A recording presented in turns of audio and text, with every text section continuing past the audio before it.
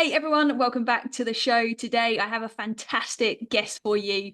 I am here with Emma, who is a simplicity lifestyle coach and a declutter consultant. And Emma has been helping overwhelmed people create space in their home life and mind for the things that really matter for themselves, their well-being, and essentially, I guess, for the people around them. But we're going to dive into that. So welcome to the show, Emma.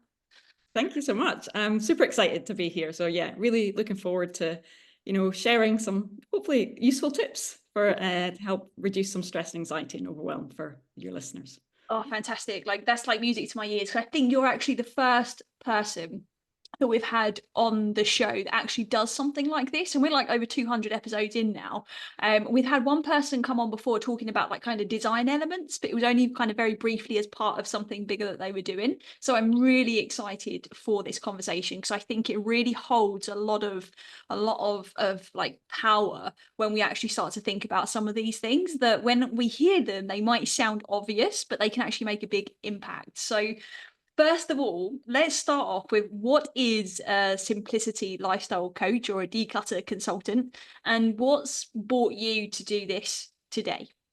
Okay, yeah.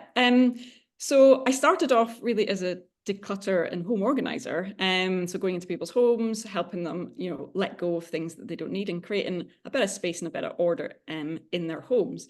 And I quickly realized there was quite a lot of depth to this, personal connections, emotions, guilt, judgment, a lot of psychological, emotions connected to why we hold on to things.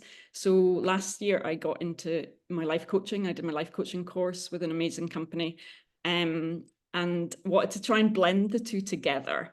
So I offer a blended service, but I also offer them independently. So still do in-house stuff, but I also do just online coaching and using the decluttering as a process, really. So it's a self-care, self-love tip, I think, or a tool that you need to put into your toolkit. We always look at other things like exercise and how we eat and nature, and often just organizing our things and decluttering areas of our lives, not just our homes, is not really thought about as a self-care tool. So that's kind of where I brought it in. So as the coaching goes, it's the lifestyle is looking at all these different areas of your life. Where is it you want to go? What is the type of lifestyle you want to be living? And then we audit, well, what are you doing now? And why aren't they aligning? Yeah. So we have to try and figure out, what can we let go of? What can we declutter from our life? Be that physical things, be that stuff within our environment, be that people, be that our job, be it what we're eating or consuming for ourselves that aren't beneficial to our health and well-being, because predominantly that's the main focus, is what is creating joy and being a positive way of living for you. What's that look like? And how can we start living by that day by day? And so that's the simplicity lifestyle coach. It's simplifying things back down to less, because we've been pushed into this pursuit of more makes us happy. And I suppose that's how I came into it, because realizing that I was following that pursuit of more, and we had the big house and we had the nice cars and we had the two children and a huge bit of land, and I was stressed to the max. I was overwhelmed with stuff to do and neglecting the things that were really important, which was myself and time with my children. So yeah, it kind of came into that when I started seeing my own daughter in her late teens becoming more anxious about things. I was aware I'd lived my life with quite a lot of anxiety. I was always fearing what could go wrong rather than seeing what would be happy and joyful in that situation. And I was like, okay, I need to help her. I need to help her not live for the next 30 years that I've lived like. So the only thought process in my mind was, well, I can't help her if I don't help myself. So that's when I started my own personal development, really, when, she's 21 now. So maybe when she was about 15, so the last 5 or 6 years, I really started to create that shift and change for myself. And then it's evolved from there. Incredible. You've literally just given me goosebumps when you said like essentially you're going to show her how to live through your example. Like that for me is absolute gold. And the other thing you've said that is absolute gold is that less is more. I think you're absolutely on the money. This is still a lesson that I'm trying to learn myself, particularly when it comes to like following the excitement and lots of different projects. And it's like, okay, when do I rein it back in? So there's so many different ways in which we can, I think, declutter and start to think about these ideas and almost like overlay them onto our own life to see where that clutter could exist. I find it fascinating that, you know, you're coming at this from this perspective of actually overcoming anxiety and the additional stress that you had. What is the link there? What does that look like? I think for me, it's overwhelm. So overwhelm is that feeling that we get, is a feeling. But it's the one thing that you get with every client. Initially, they're really find it very awkward to even show you their home if it's excessively cluttered, or they may even have a thought that's excessively cluttered, but sometimes for me it's not, sometimes not, you know, or sometimes it's hidden clutter behind the cupboard doors. So sometimes even in a consultation, people are very overwhelmed, very reluctant, feel guilty, think they're going to be judged, which I'm not. I come very empathetic, very non-judgmental. I'm here to help, to create that calmness and reduce that overwhelm. So for me, that's where it was coming from. This state of overwhelm, of constantly looking around and going like, I've got this to do, I've got that to do, that needs to be done, that needs to be sorted, I've got to get kids here, I've got to do that. And it's not just what was going on in the home, it was like the calendar, you know, the day-to-day running, especially when the kids are teenagers, and mine were all into sport and exercise. So we're in that belief that we're doing all this sport and exercise, but we weren't living healthy. We thought we were, but we weren't, because we were so stressed out. You know, my husband's work was really stressful, and you know, the kids were doing sport every night, or we had to be away somewhere. And where we lived rurally in Scotland initially, it was an hour drive just to get to the sports club, you know, so it's like trying to fit all of those other things in, preparing meals in time and all of this. So yeah, overwhelm, I think, is where it often comes from, because we've taken on too much. We've consumed too much. So it's like when we have Christmas dinner and we overindulge, you know, in times, and you get that feeling of just feeling unwell. You know, you feel heavy, you feel you know, sick or tired.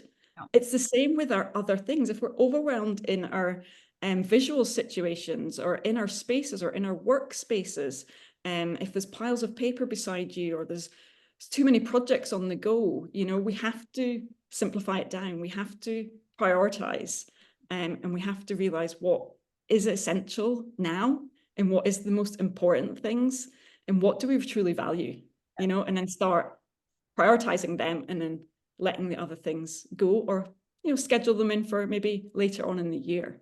Yeah, that's a really like really lots of really good examples you've given there of how this can be playing out, because, you know, like I said, I recognize it when it comes to projects. I've recognized it in my physical space, like when things start to get a bit messy or a bit untidy, that for me is a little red flag to say, okay, well, that's just a reflection of what's going on inside. What are we overwhelmed with? Is it the amount of stuff that's like messy, or is it actually something else, like, I don't know, a work thing or something else? And usually that overflows then, and it shows in my behavior to be messy or to have clutter around and things.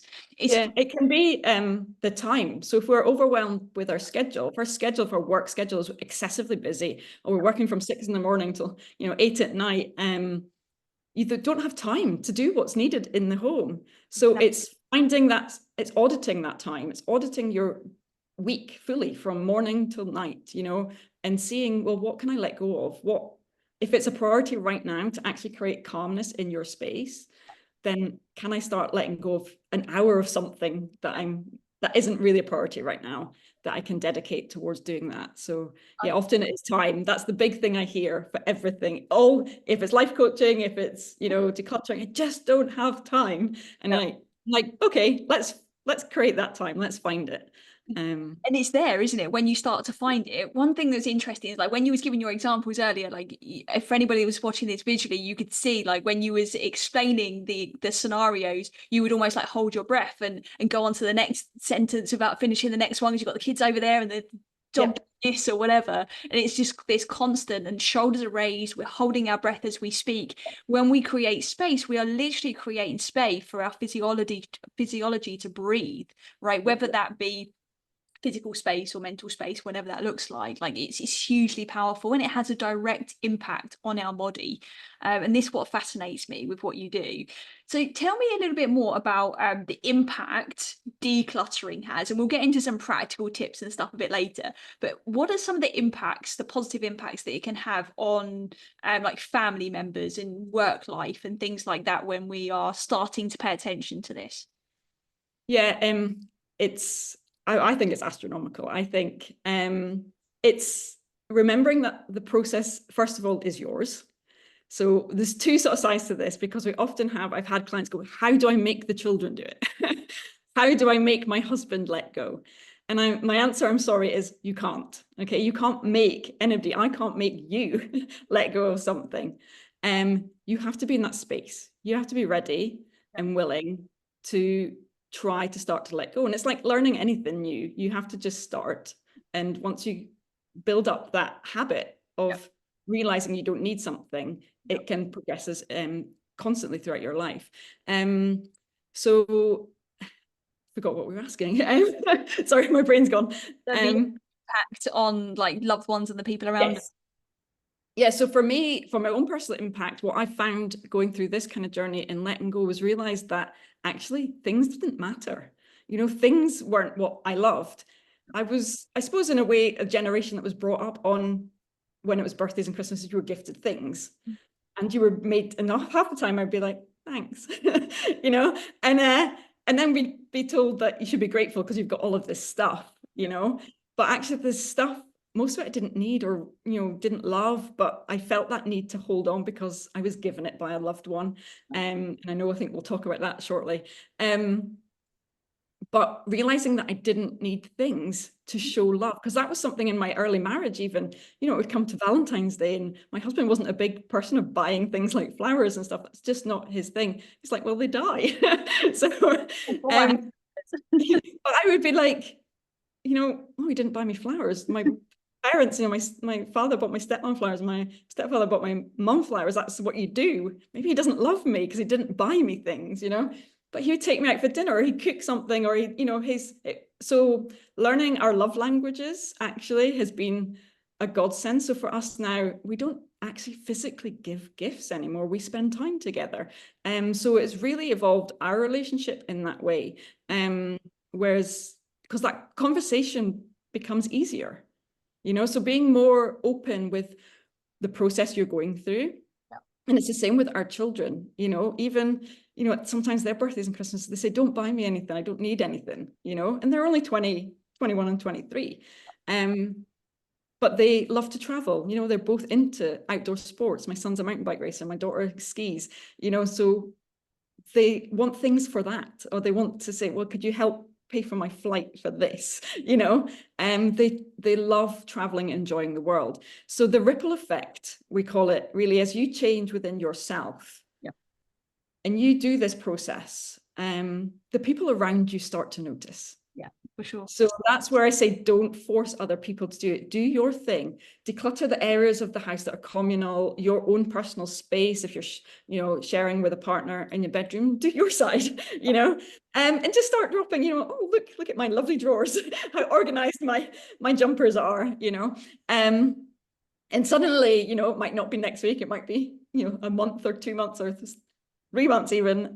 They might come and go, oh, do you want to show me how you do that? Then you teach them, you know, and I've seen this with other clients, you know, they say they're moving home or leaving the UAE to come back to the UK or something. And they're like, oh, I did all of your stuff. And now my husband's going through the process. And it's so lovely to see him let go because he's struggled before. Yeah, and just seeing the kids then not realizing that they need things, that they're happy and content with the day out. They don't need the gift, the memorabilia to go with it. So yeah, it has a massive ripple effect, I think, on other relationships. I've seen it not just directly, but, you know, hierarchically in generations with parents and children as well. I remember when we left the Middle East, so our listeners all know that we had a stint in Thailand, and when we exited the UAE just before COVID, and then but on our way to Thailand, we ended up getting stuck with restrictions in the UK, and we ended up getting stuck in one of our family's homes. I'm not going to say who it is because I'm about to tell a story of what we found in the cupboards. But basically, like when we left with like a backpack each and one suitcase that was mainly full of books, to be honest. So the clothes was in a suitcase. We got rid of everything. We gave a lot away. We sold some stuff, and off we went with like that, with only that. And when we got home, the family member that we were then staying with was like, "Where's all of your stuff?" And we're like, "This is our stuff." And she was fascinated by this idea that, you know, we could be literally moving house essentially and only have these many things. And we said, well, we've got the things that matter to us. And we just opened the dialogue about it and the conversation. And she's somebody that over the years has always kind of held on to things. And I think when you have the space, you have a tendency to hold on to more anyway.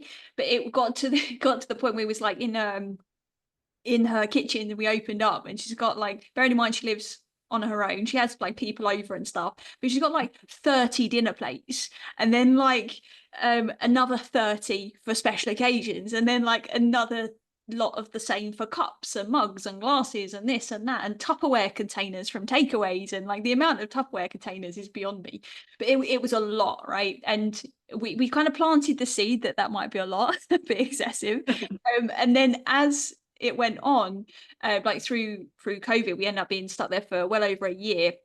After a few months, she decided to change her kitchen. She's getting like a kitchen redone. So to do that, she had to like look inside every cupboard and that kind of thing. She's like, will you help us? So me and my husband, we took a lot of pleasure in doing this, to be fair. We was like, okay, do you want this or do you want to keep it? And the rationale for keeping things was fascinating to me. There will be all sorts of different reasons coming up, right? It's just like, oh, I might need it one day. And it's like, oh, but you have one.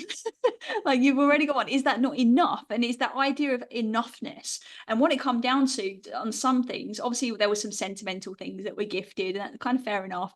But then there was other things like not wanting to get rid of something because it felt good in the room, or it looked good or something like that, or it made her feel safe or something like that, and she didn't want to part with it. And I was like, okay, there's a lot more going on here. And I didn't get into the psychology of that, you know, coaching rule 101 is don't coach your friends or family.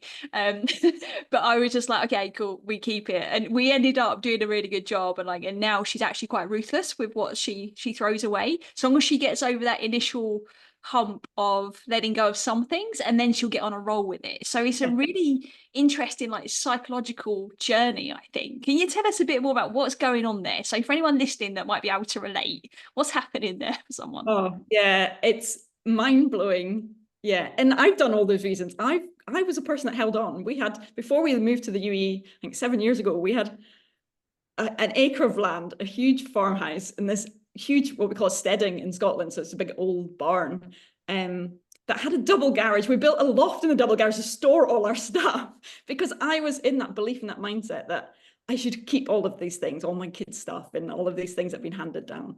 So I've come from that space. So, you know, I have evolved into now somebody who lives in a 2-bed apartment. So, and even that, I'm like, do we need 2 beds? You know, well, one's an office now, so it's okay. So yeah, the smaller space we have, the less we need, I think, definitely. But 2 things you picked up on there, excess and enough. I think I use that a lot, and everybody's enough is their own volume. You know, there's no limit. You get this. How many bed sheets should I have? How many towels should we own? That was what I was going to ask you. Is like, how many plates should we have? So what I would often say as a mathematical rule is, well, how many people live in the home predominantly? And what's the maximum amount of people you'll ever have at one time? Yeah. Now, the one thing I would say to your listeners now, just to try this out, is go and open up your cupboards that have your mugs in it, because most people have an excessive amount of mugs for the amount of people that live in that home, you know. I will not be as discreet as you, but I did my sister's last year. And me and my sister are very chalk and cheese. And I opened up her mug cupboard, and I think there was over 50 mugs, and there's a family of 4. And I was like, so when do we have the party for 50? You know, when's the tea party for 50 people? And it's going to be tea as well, right? So yeah, he's like, I never have tea for 50 people. And I'm like, well, why do we hold 50 mugs? So you know, she managed to let go. You know, they went through a process. And again, I loved how she did it. Her children are teenagers, and she said, "Oh, but they're his and they're hers." And I was like, oh, fine, that's their choice. Allow them to make their choices. And I think that's also a thing to remember. Try not to declutter other people's things. That's a big, big rule, because that can create arguments. Yep. Try and all allow them that process to say, this is all of your things. I've decluttered what I know is personally mine, or what's a collective.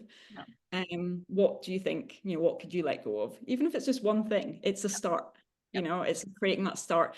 But yeah, it's being aware of what is excessive. You know, if you only ever have 12 for dinner at Christmas, then, you know, how many times of the plates are you going to use? You know, 12 dinner plates is enough. We all have dishwashers, or we can quickly wash things up. If we look back to our grandparents' era and stuff, they never had all of this excess. They just reused.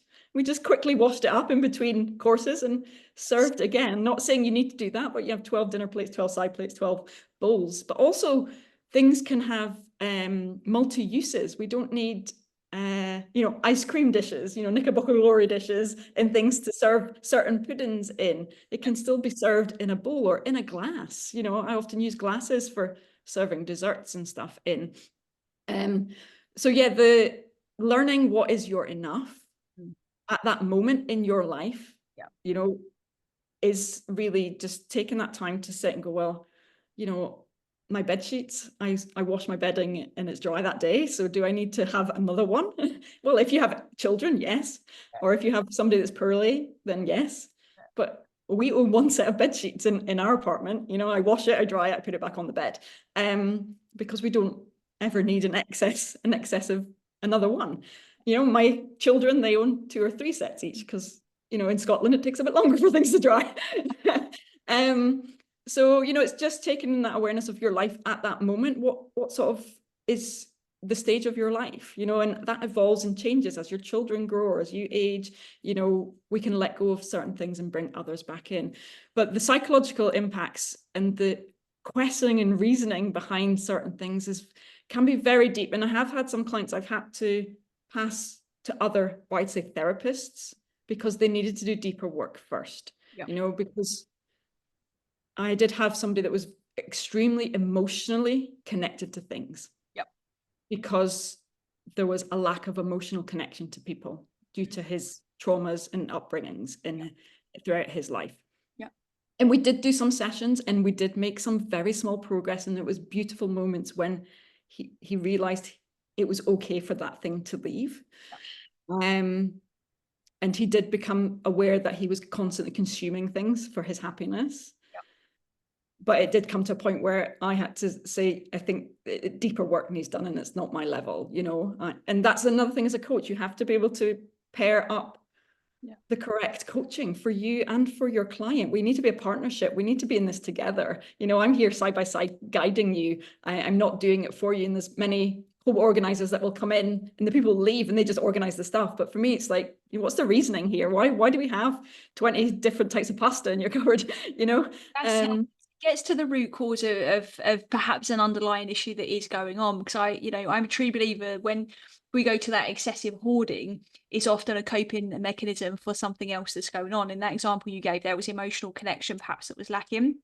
And, you know, these things in our external world, they are representative often of something within us. And I think if we're noticing it, and you mentioned there, like consumption, something we're seeing a lot of more and more now is like shopping addiction. I mean, I think it's always been present, but it seems even more prevalent. The fact that technology is now moving so fast that you can be watching something on TV and click on it on your TV to buy it. That's what's coming. Like, and we are already struggling with, do you remember with the old like Argos catalogs and the clothes catalogs that you physically had to turn the pages for? Exactly, yeah. Then put a code in to see if there is there and all this kind of stuff. No, everything's on tap. So it's even easier now for essentially like the markets to almost capitalize on people's coping mechanism for something else that could be going on. Like, I've got another family member who's hooked on Next, constantly looking on Next, buying Next stuff, will order things and send them all back. May not even keep any of it, but it's constant. It's that same idea of consumption, bringing something in. I need this thing. So it's just fascinating to me. So you do. touch on that.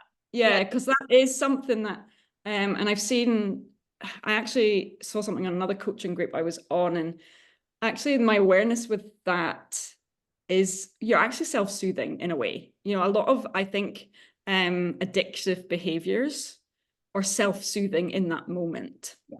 And the problem is they get deeper and deeper because they're aware that that is making them feel better in that moment. So they do more of it because you then need more to make you feel better. Exactly. And definitely shopping is coming into the alignment with things like alcohol and drugs. It is getting excessive and it is a coping mechanism. It's like emotional eating. So for me, when I was going through my depths of anxiety and, you know, deep grief and things like this that I've really struggled with in my life, for me, it was turning to chocolate or sugary things. Even though, you know, I've come from a background of sport, you know, I've got a sports science degree, of health and well-being has always been in my life, but there was still this addiction I couldn't break, you know, so that's something that I had to massively put a boundary in place. Because when it's around me, Yeah. and it's easier to consume. It's easier to just go, oh, it's there, I'll just go and get it. So I don't buy it. It just doesn't come in the house, you know, unless I have that moment where I feel, okay, I really want something. I will purposely go and buy it and eat it in that moment. I will be mindful of eating it and enjoy it. And I will not self-berate afterwards. But it's getting out of that habit of going, it's just there, I'm just going to keep going. And I think when it comes to shopping addiction, marketing, like the big companies, I absolutely detest, you know, the consumer marketing, especially when it comes to health and lifestyle stuff, because they're often pushed negative stuff that's saying it's healthy, especially in our food industry and things like this. You know, as long as it's got, you know, 5% of something good in it, it's classed as natural or organic or something these days, or the keto label it, or they, you know, put it as vegan, but so many vegan foods have got so many bad processes in them, you know. And I think the marketing is like that. It's like, this will make you happier. This will, if you don't own this, you're, you know, not going to be as joyful in your life. This will improve your health and well-being tenfold compared to, you know, walking in nature. You know, like, no, it won't. You know, but they play such a big card in our lives, and it's there all the time. So the only thing I could say is just slowly start going through your email list. You know, who are you connected to? You know, unsubscribe from these emails. Stop allowing them in your peripheral, you know, stop, you know, bringing them in, you know, and when you was talking about that, the shopping addiction, and then kind of like the way things are marketed, because the other big addiction that obviously we're seeing is social media, right? It's that constant scrolling or this constant checking of emails and this kind of stuff. So absolutely the unsubscribing and being mindful, having like limits and things in terms of usage. I want to bring conversation, make sure we stay on the topic of declutter, because it's very easy, and for me as well, to go into more of an conversation.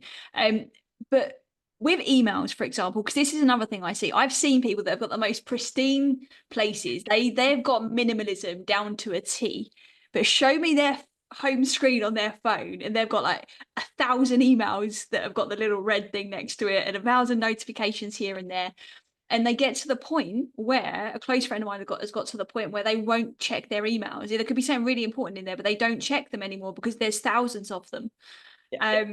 And so I actually said to her, I don't know if this is right or wrong. It wasn't coaching. It was just me saying, why don't we try this and see what happens? Just delete them all. Delete every single one of them and start from scratch. Because she's never going to go in and sift out all of the ones that she wants to, even though we'd offered to sit and do that with her. But not at all. I don't know if that's the right move. You'll be the best to know that. But like digital clutter, talk to me about this. I'm going to be highly open and throw my heart on this out there. My digital declutter is probably my worst area. Oh, wow. Okay, cool. Because I was diagnosed with ADHD last year myself, and with certain things, tabs open. If they're not open, I'll forget that I need to access that thing. So there's certain things that have to be visual in everybody's life, and we're all different. And there's certain things that have to be visually hidden. So for me, my space, I mean, you can see this looks quite sparse where I am, but we are selling this apartment, so it has been, you know, decluttered already. But literally, you know, it's quite minimal how we live and how we visually see. but I might be one of those people that might have to hit delete all on my email list today. Just on that, sorry, is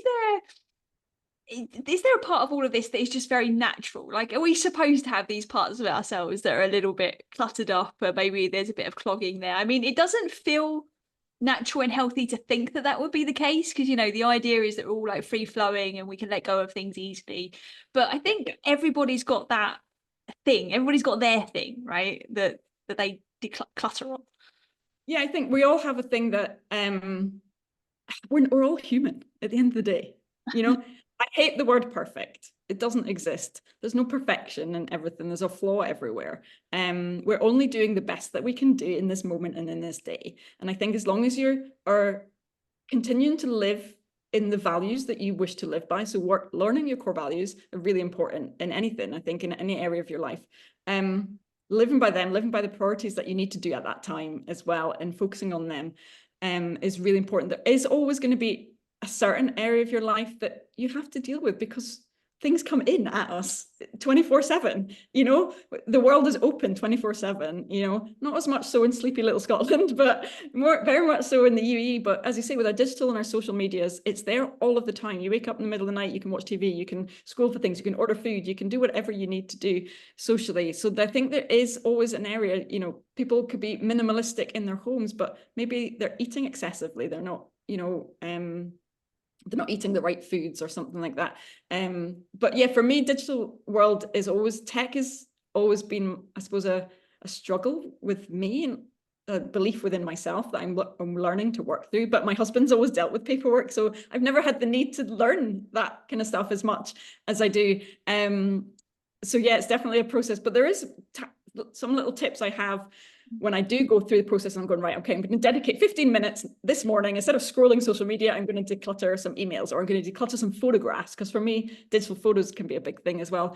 And you can actually, in your email list, just go and search and type in, you know, Tesco, for example, and all of your Tesco emails will come up, and you could just delete all, you know. So you can do it in block forms like that of certain companies, you know, that you're getting emails from, and then you can just block delete them like that. And then if you know you don't want them anymore, unsubscribe from that email company. The same with your photographs. You can actually just put in the date, or like you can put January the 1st, and all of the photographs that you've taken on January 1st over the last so many years will show, and you can then select. And you can also have doubling apps where it can, and I think even on your iPhones now, you can delete double pictures. If you've had 20 pictures of the same person, I think if you scroll through the settings, there's a way, or even just in the photos bit, there's a bit at the bottom where it just says doubles, and you can then just select delete and select the best one of all of those doubled pictures. Okay, that. So there's a couple of little tips there that you could just use, and just dedicating 15 minutes or something. I say we all sit sometimes in the morning on social media, or in the evening, or wherever it is. Instead of dedicating that time to scrolling social media, dedicate, you know, half of the time instead to doing something for yourself. Which makes sense. And I think that block deleting is probably a smarter way to do your emails than what I said, just delete everything. It's funny, when you were speaking there, and it sprung to mind earlier, do you know the TV show Friends? Yeah. Yeah, there's a episode, isn't there? There's a scene where that Monica, the character, is like known for cleaning and being tidy and everything having its place. And then Chandler, the husband, opens the cupboard door and finds out how messy she really is. And it's just this cupboard full of absolute mess. And I just got this picture in my head where it's like we've all got that cupboard somewhere.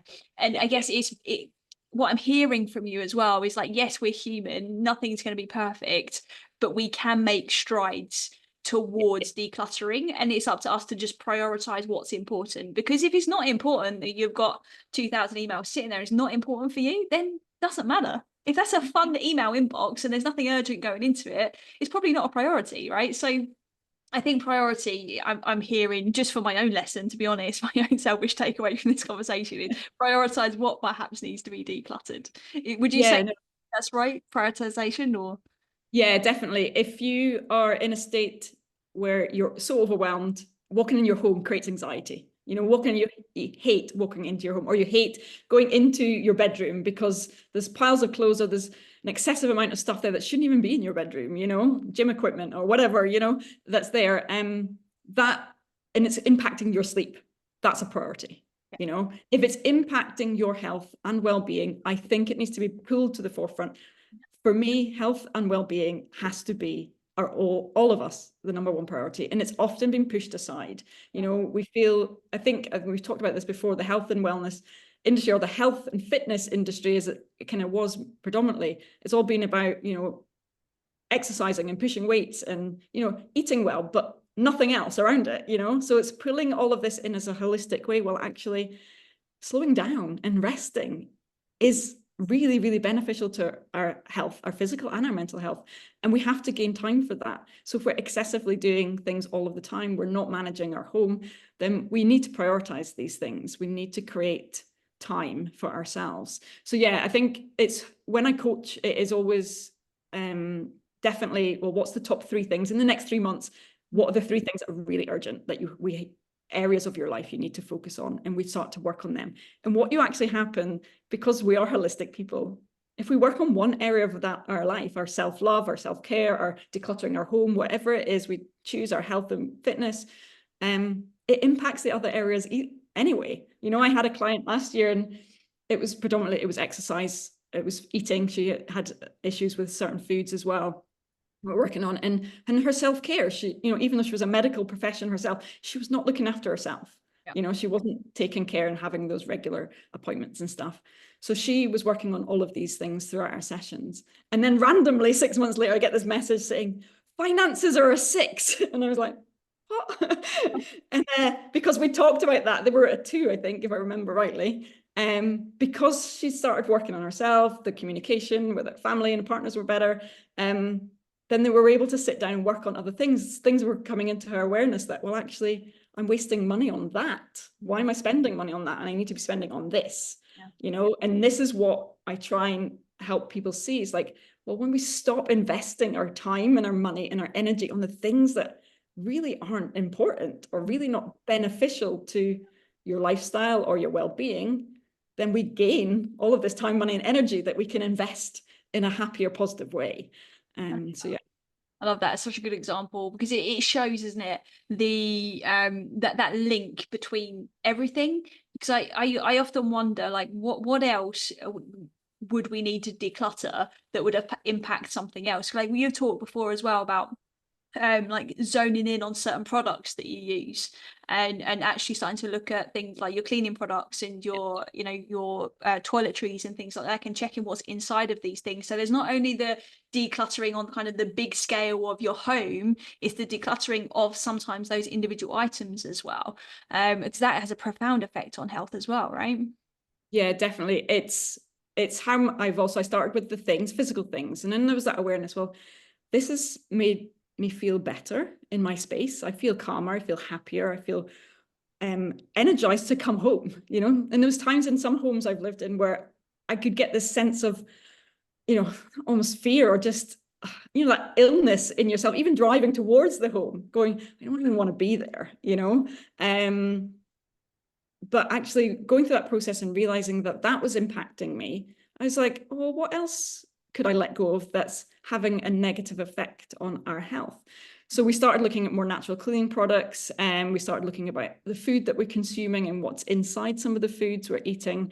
And then going through that process, I related back to the issues that my mother had. So I lost my mum to lung cancer. She was 64, and her home, or our home growing up as children, and her home was full of all of these sprays and, you know, shaken vacs and, you know, airwick fresheners and plugins and incense sticks and candles and, you know, perfumes galore and all of this.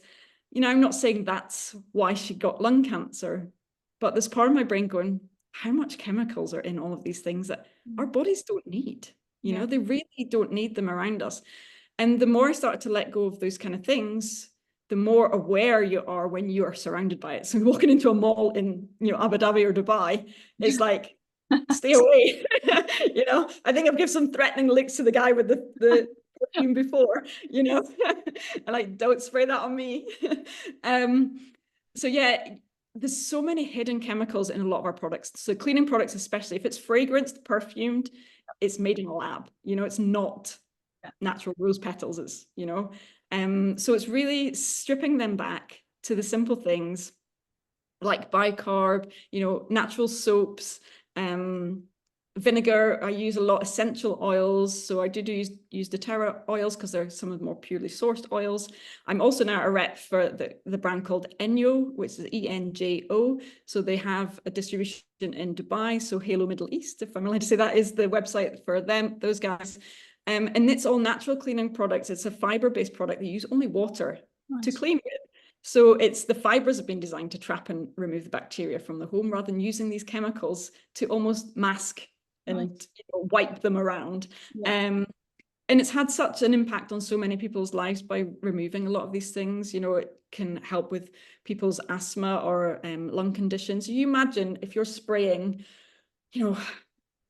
even insects, we have pith-path in the Middle East. And it's how quickly does that ant or that cockroach die? Pretty quickly.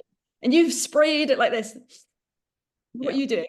You're breathing it straight into your own lungs. So it's not just that one time. You do it, if you're spraying, say, a room spray or letting off candles that are made predominantly by petroleum, which a lot of them are, then you're constantly inhaling that. Little bits every day is getting inhaled and sprayed, sitting into the tiny little parts of your lungs that over time is just going to lead to chronic lung disease. I personally think it's sitting on our skin. If we clean our baths with certain things, it's less left a residue. Then we put our children in the bath, and they ends up with like eczema or little skin conditions and allergies.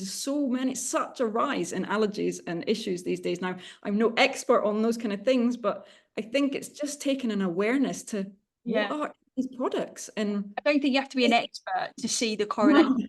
Rise. I mean, the same with like hormone disruption as well. There are so many hormone disruptors, and we're sitting here scratching our heads wondering why most females are really struggling when it comes to their cycles, as well as men also struggling when it comes to testosterone and other hormones as well. So there is a correlation in my eyes, but obviously we see it through, I guess, a bit of a different lens.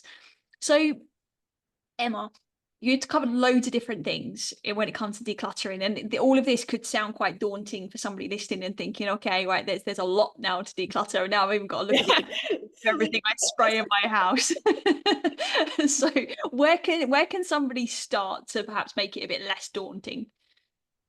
So I would say just start with one thing, one drawer, one box.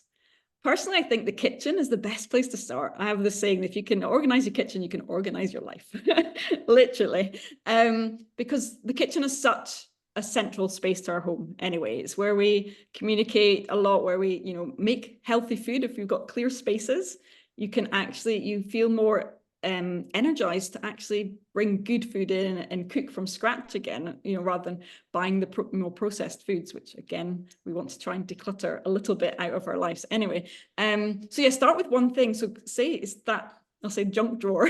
I don't like that term because I think everything in your house should not be junk. There should be nothing junk in your home.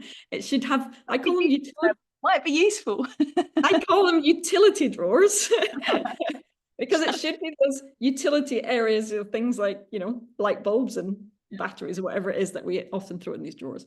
So start with something like that.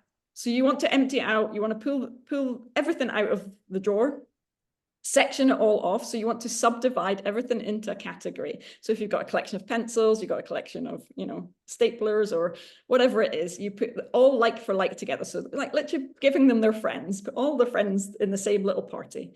And then it's deciding, well, I'm going to look at all of these pens and pencils. Why do I own 350? In my lifetime, I will never use 350 pens and pencils. Then, okay, which ones am I going to keep and how can I let go of them? So the awareness is, where is it going to go? Where are we going to put these things to? Obviously, we're listed in different areas of the world. In the UK, there is actually a charity, Pens for Kids, I think it's called. They will take things like that, but there's loads of charities that will take donations of certain items that you don't need anymore. We also have many charity stores in the US, I think it's consignment stores they're called, where you can let go of things. There's free cycle sites and all this kind of stuff. In the UAE, it's a little bit harder, but we do have a lot of free cycle sites. Again, they're now bringing in, especially in Abu Dhabi, Tadweer are bringing in a lot of recycling units that you can deposit things to, and also just putting things outside your door. You know, I've done that, you know, in apartment living. A lot of the workers, the maids and the helpers and stuff will happily take some things for free, and they'll either use them or pass them on to people that really need them.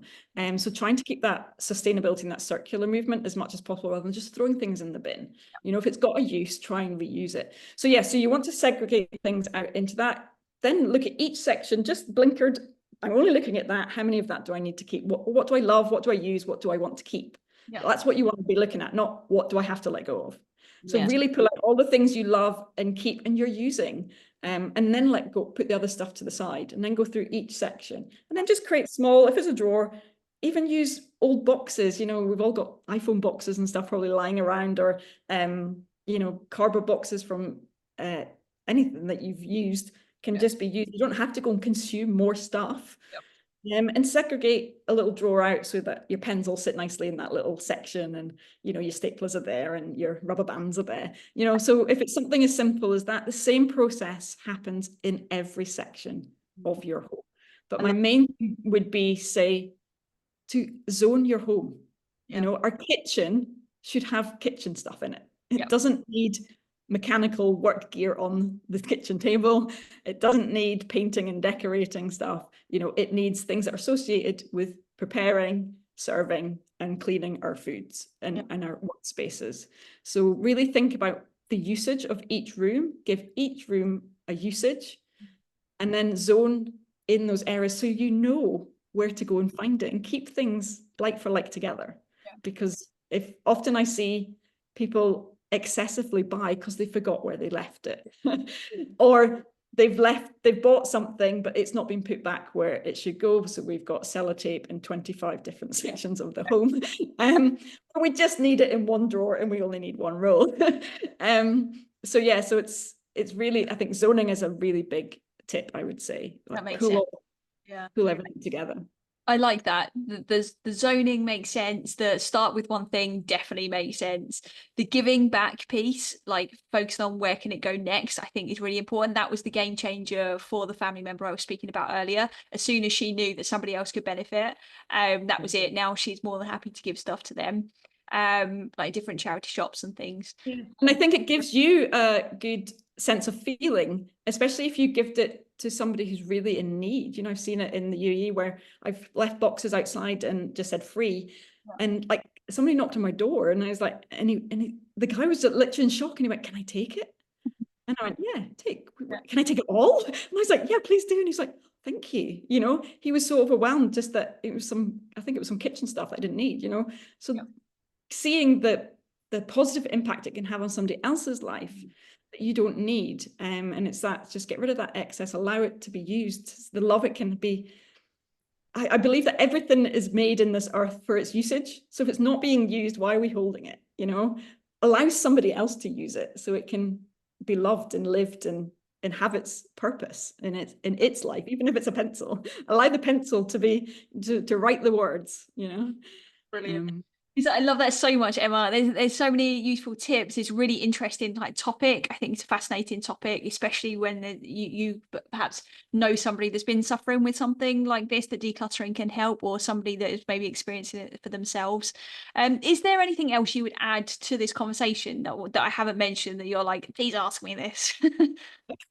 I don't know. Just, I think what we talked about, just it is really that starting with one thing. It's like learning anything new. If you decided you want to become a runner, you're not going to be able to run a marathon next week. Okay, it's a journey. It's a process. We can't do it overnight, and then it becomes a lifestyle choice. So it very much is part of our living. So even, you know, now I'm back in Scotland and we're selling an apartment, and again, it's like, okay, so what do we need? How much of this do we not need? Okay, who's it going to go? Let's sell this, let's donate this, let's get rid of this. I have to bear in mind I'm in a space that predominantly my children live in, and that their enough is different to mine.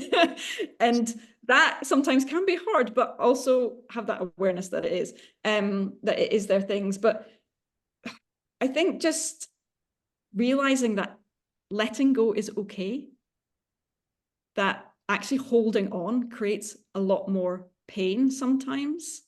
And learning to let go of the guilt or the judgment that may come from others is on them. It's not on you. If you're happy to live without something that's been gifted, especially, I know we haven't really touched on this, but that personal items, those memorabilia items, those inherited items, that was Granny's, or Granny bought you that, you can't let it go. Yeah. And I'm like, yeah, but I don't love it and I don't need it in my life. Would you like it back? So you can pass things to family members, and if everybody else is saying no, but they're having a go at you because you're letting it go, then it's like, well, but it's okay. I still love Granny. Yeah. I don't need vase that I can't look at in my home. As you're saying, as you're saying about your relative, she had the things that she loved around her. And that's really important. If you've got something on the shelf that you can't stand looking at, but you've been felt that you should have it because of the pressures of a family member, then, it's that's a process. That's something because it's not the thing. It's the issue behind the thing, and that's what the coaching part comes into. It's like, what's the story I'm telling myself why I can't let go? But what's the story behind that story? Why? It's always the thing about the thing, isn't it? Every thing about the thing in the back or anything is the same. But I really believe that in that process, there's a lovely quote by Deepak Chopra that I wrote down, actually, that I just want to share. It says, in the process of letting go, you will lose many things from your past. And sometimes that can be people. That's not in the quote, by the way. But you will always find yourself. And I think that's the main thing. Be who you want to be. Your home is your sanctuary. Your body and your home are the two places that you have the most autonomy for, So you have the choice to say no at the door. You have the choice to say no here, or at the fridge. So allow yourself those choices and allow yourself to say no, and surround yourself with the things, the people, the places that you love. And this is where you will start to feel more gratitude. You'll start to see more joy in your life, and you will become content with just what you have, rather than feeling that you need to pursue more to be happier. Beautifully. Well said. Well said. Emma, I know you've got a gift for our listeners as well, which is a 30-day challenge to simplify their space or their life. Do you want to tell us a bit more about that at all? Yeah, so if you sign up on my website, so my website is livinglifewithless.com. If you sign up on there, just to my email list, I don't bombard you with emails. You don't have to declutter hundreds.